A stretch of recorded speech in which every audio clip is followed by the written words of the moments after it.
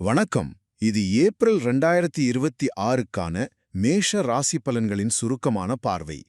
இந்த ஏப்ரல் மாசம் நடக்கப் போற முக்கிய கிரகப் பெயர்ச்சிகள் எப்படி உங்க இழந்த ஆற்றலை மீட்டு புது வெற்றிக்கான கதவுகளை திறக்கப் போகுதுன்னு நம்ம பார்க்க போறோம். முதலாவதாக, ஏப்ரல் 9ஆம் தேதி செவ்வாய் கிரகம் நேரா உங்க முதல் வீட்டுக்கு மாறுதுங்க.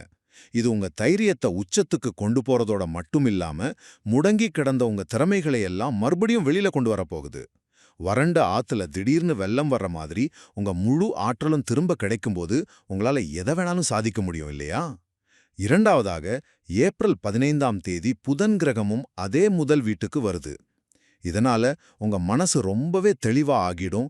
தேவையற்ற பதற்றமெல்லாம் காணாம போய் குடும்பத்திலையும் நண்பர்கள் கிட்டையும் நீங்க பேசுற விதம் ரொம்பவே நேர்த்தியா இருக்கும். அடர்ந்த பனி விலகி பாத தெளிவா தெரியறப்போ நம்ம முடிவுகள் எவ்வளோ துல்லியமா இருக்குன்னு கொஞ்சம் யோசிச்சு பாருங்க.